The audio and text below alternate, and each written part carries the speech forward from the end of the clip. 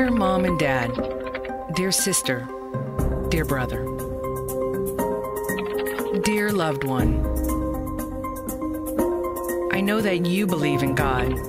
and I do not. You fear that hell awaits the non-believer, but I will not. You accept the Bible as true, but I cannot. Throughout recent months and years, you've stood on my doorstep, made countless phone calls at all hours of the day and night, sent me long letters, given me books and sermons, invited me to church, and prayed nonstop for my salvation. And after all the pleading, the raised voices, the confusion, anger, and tears, after all we've been through, I know how frustrating it must be that I still do not see things your way.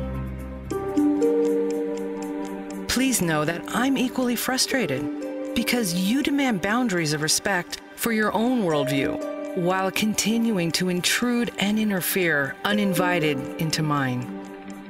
This brings us to a critical moment where I must say some difficult things and draw a very clear line in the sand. If you continue to misrepresent the theory of evolution by using the word theory in an intellectually dishonest way, we have nothing more to talk about. If you dismiss the evidence of evolution by natural selection observable in our world and in our own DNA, and you instead believe that our true origins involve a lonely, floating being in outer space and a naked man and woman in a sacred garden with an enchanted tree and a talking snake, we have nothing more to talk about. If you believe it makes sense that God would send a moral, trustworthy, honest, loving, hardworking, charitable non-believer to eternal torture in hell, yet would allow a serial killer to enter heaven after a deathbed conversion, we have nothing more to talk about. If you believe human beings could live to be almost 1,000 years old in the Bronze Age, we have nothing more to talk about.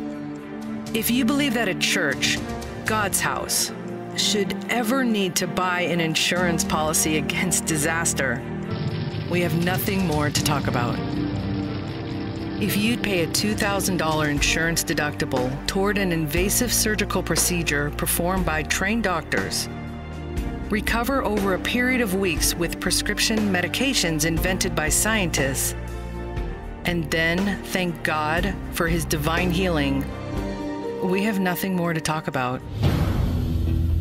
If you believe it's moral and righteous to thrust the tip of a sword into the beating heart of a baby,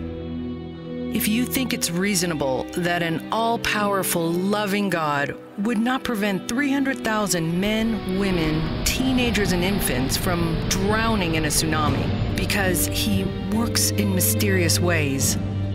if you believe that any loving God would allow a child to die of cancer in the arms of his grieving parents, we have nothing more to talk about. If you believe in giants, Supermen, unicorns, flying chariots of fire, the undead, leviathans, healing mud, talking animals, and the biblical account of a man who spent 3 days underwater living in the belly of a giant fish, we have nothing more to talk about. Finally, at the end of the day, please know that I do love you. But after all these unbelievable stories have been brought to light, if you still believe the burden of proof is on me, that my position is the unreasonable one, the fantastic one, the laughable one, and if you cannot and will not treat me, my private life, my choices, my personal boundaries, and my worldview with the respect I've so often asked for,